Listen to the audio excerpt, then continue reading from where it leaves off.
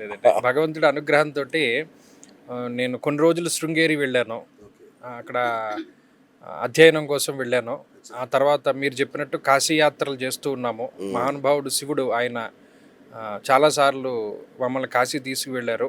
అలాగే శృంగేరి జగద్గురువులు మహానుభావులు శారదా చంద్రమౌళీసం రత్నగర్భ గణేశ్వరం శంకరం చరుష్య శృంగేశం తుంగాం లోకగురువున్ భజే ఉభయ గురువుల యొక్క జగద్గురువుల యొక్క పాదపద్మాలకు నమస్కారం చేసుకుంటూ, ఎందుకంటే అదొక గొప్ప ఎక్స్పీరియన్సు.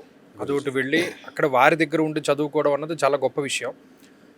అలాగే అధ్యయనం, నిరంతర జ్యోతిషాధ్యయనం ఒకటి, ఇలా అనేక రకాల అంశాల వల్ల కొంత రావడం కుదరలేదు. హైదరాబాద్కే రాలేదు, అంతా మా ఊర్లోనే ఉన్నాను, అక్కడ అందుబాటులో ఉన్నాను. భగవంతుడి అనుగ్రహంతో మళ్ళీ ఇక్కడికి వచ్చాను. ఫైనల్గా వచ్చారు, సంతోషం. ఇప్పుడు ఈ మధ్య కాలంలో అంటే ఈ 1 year కాలంలో మీరు రాని కాలంలో గ్రహాల అతిచారాలు ఎక్కువైపోయాయి. అయ్యయ్యో, నాతో సంబంధం మీకు సంబంధం లేదు, బట్ గ్రహాల అతిచారాలు ఎక్కువైపోయాయి. మరి యుద్ధాలు, ఈ సంక్షోభాలు, దేశాల మధ్య గొడవలు, ఇవి చాలా పెచ్చరిల్లిపోయాయి. అంటే ఒక రకమైన లోకమంతా అల్లకల్లోలంగా ఉన్న భావన కలుగుతుంది గురుగారు. ఏం జరుగుతుంది అసలు? మనం మీకు గుర్తుంటే సప్రమాణంగా మనం 2025వ సంవత్సరం అక్టోబర్ నెలలో మనం ఒక శీర్షికతోటి వీడియో చేసాం.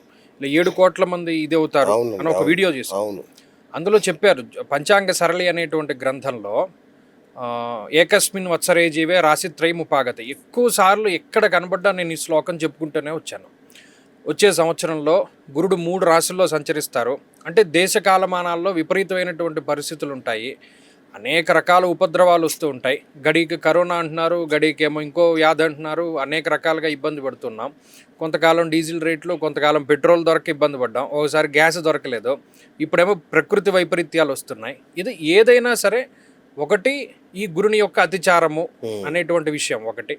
తర్వాత శనేశ్వరుడు వక్రం పెద్ద ఇబ్బంది కాదు, అంటే అది పెద్ద ఇబ్బంది కాదు. జనరల్గా ఏ పెద్ద గ్రహం అయినా సరే కొంతకాలం వక్రిస్తుంది. ఇప్పుడు శనేశ్వరుడు కూడా 137 రోజుల పాటు వక్రగతిలో ఉన్న ఆయన రేవతి నక్షత్రం నుండి వెనక్కి వచ్చారంట, ఉత్తరాభాద్రలోకి వరకు వచ్చారు అంతే తప్పితే ఆయన రాశి మారలేదు. కాబట్టి ఆ ప్రభావం అంత తీవ్రంగా ఉండదు, కానీ కొంత ఉంటుంది. అయితే ఇవన్నీ కూడా మనం గతంలో 2025 అక్టోబర్లోనే చెప్పుకున్నాం ఆ వీడియోలోనే. ఏంటి ఇంతలా ఉంటుంది భవిష్యత్తులో, పరాభవాబ్దే రాజానహ ప్రాప్నువంతి పరాభవం. ఎక్కడ ఎన్నికలు జరిగినా పరాభవ నామ సంవత్సరంలో అధికారంలో ఉండేవాళ్ళు పదవులను కోల్పోతారు. తమిళనాడులో చూశారు, బెంగాల్లో చూశారు. ఇవన్నీ విషయాలు మనం దాంట్లో ఉటంకరించి చెప్పుకున్నాం. అది జరుగుతూ ఉన్నది, ఎందుకంటే ఇదంతా భాగంగానే జరుగుతూ ఉన్నది తప్పితే ఇందులో ఏమి వైపరీత్యాలంటే ఇవన్నీ అందులో ఉన్నాయి. అందుకని ఇంకోటి ఏంటి అంటే ఇప్పుడు ఏలినో ఎఫెక్ట్లని చెప్పుకుంటూ వచ్చారు. మనం ఆ అక్టోబర్ వీడియోలోనే మీరు వెనక్కి వెళితే వచ్చే సంవత్సరంలో ఎండలు మరింత తీవ్రంగా ఉంటాయి, వర్షాభావ పరిస్థితులు ఉంటాయి. ఈ నీళ్లకి సంబంధించిన పంటలు వేసుకోకండి, నీళ్ల మీద ఆధారం లేకుండా ఉన్న పంటలే పండించుకోండి అని మనం చాలా వరకు చెప్పుకుంటూ వచ్చాం. అందులో భాగంగానే ఇవన్నీ కూడా జరుగుతూ వస్తూ ఉన్నటువంటి పరిస్థితులు. ఇప్పుడు ఈ సంవత్సరం చాలా నెలలు గడిచిపోయినా కూడా అసలు స్తబ్దుగానే ఉంది వాతావరణం. ఎవరికైనా అలాగే ఉంది. అంటే పలానా రంగం వాళ్ళు బాగున్నారని లేదు, అన్ని రంగాలు దెబ్బతిన్నాయి. మీరు చూస్తే సినిమా రంగం వాళ్ళు చాలా వరకు దెబ్బతిని ఉన్నారు, రాజకీయాల్లోనూ పరిస్థితులు అలా ఉన్నాయి, లేదా రిటైల్ రంగాలు, ఐటీ పీపుల్ చాలా ఇబ్బంది పడుతున్నారు. ఇలా ప్రతి రంగంలోనూ ప్రజలు ఇబ్బంది పడుతూనే ఉన్నారు. మోడీ గారు కూడా ఇబ్బంది పడుతున్నారు ఏంటండి? అందరం మనుషులే కదా. అయితే ఇక్కడ ఏమంటే ఈ దేశానికి సంబంధించినటువంటి అరిష్ట యోగాలు పట్టినప్పుడు అది రాజుకు కూడా దాని ప్రభావం ఉంటుంది. కాబట్టి దేశారిష్ట యోగాలు పట్టినప్పుడు రాజు కూడా ఇబ్బంది పడతారు. కాబట్టి ఇవన్నీ కూడా అందరి మీద ఎఫెక్ట్ పడుతూనే ఉంటాయి. అయితే గురుగారు, ఇప్పుడు ఈ యొక్క రాహుకేతువులు ఏవైతే ఉన్నాయో, ఏదైనా ఒక కొత్త వ్యవస్థ ఆవిర్భావానికి కానీ ఉన్న వ్యవస్థ పతనానికి కానీ ఈ రాహుకేతువులే కారణం అంటారు.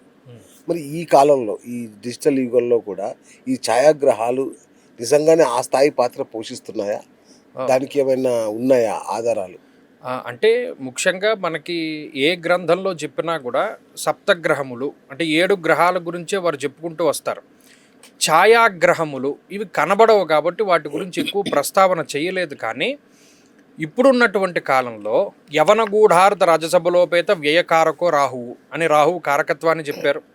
అలాగే ఆలస్య నిద్రనాశక స్వప్న జాగర విపశ్చిత్వ ప్రవాస మోక్షకారకో కేతు అని కేతువు కారకత్వాలు చెప్పారు. ఇక్కడ ప్రధానంగా మిగతా గ్రహాలన్నీ దేవతా గ్రహాలు, రాహుకేతువులు ఒక్కరే రాక్షసులు, వారు తమోగ్రహములు. మీరు అందుకనే విపరీతంగా జాతకంలో ఏదైనా జరగాలి అన్నా రాహుకేతువులే, ఉమ్, బాగా నష్టపోవాలి అన్నా బాగా లాభం పొందాలి అన్నా రాహుకేతువుల యొక్క ప్రభావమే. ఉమ్, కాబట్టి వాళ్ళ పాత్ర కూడా దేశకాలమానాల్లో ఉంటుంది. అండ్ మోర్ ఓవర్ ఏంటంటే మాసం మాసార్ధత కుజ గురుర్ద్వాదశ మాసాని త్రింశన్ మాసం శనేశ్చర రాహోశ్చ అష్టాదశశ్చైవ కేతోశ్చ అష్టాదశస్తద అంటే 18 నెలల పాటు వారు ఒక రాశిలో సంచారం చేస్తారు. సరిగ్గా ఇదే సంవత్సరంలోనే మీరు గమనిస్తే గురుడు 3 రాశుల్లో సంచరించడము, ఉమ్, శనేశ్వరుని యొక్క వక్రగతి కలగడము, డిసెంబర్ 8వ తారీఖున రాహుకేతువుల యొక్క మార్పు, ఓకే, వారు కుంభరాశిని వదిలిపెట్టి మకర రాశిలోకి వారి యొక్క సంచారాన్ని ప్రారంభం చేస్తారు. రాహు, రైట్, రాహు వెనక్కి వస్తారు, ఉమ్, కుంభం నుండి వెనక్కి వస్తారు. అంటే ఈ సంవత్సరంలో 3 దీర్ఘ సంచార గ్రహాల తాలూకు మార్పు కనబడింది. ఓకే, ముఖ్యంగా ఈ రాహుకేతువులు మనం ఇందాక చెప్పుకున్నట్టు వాళ్ళు దేన్నైనా చేయగల సమర్థులు జాతకంలో.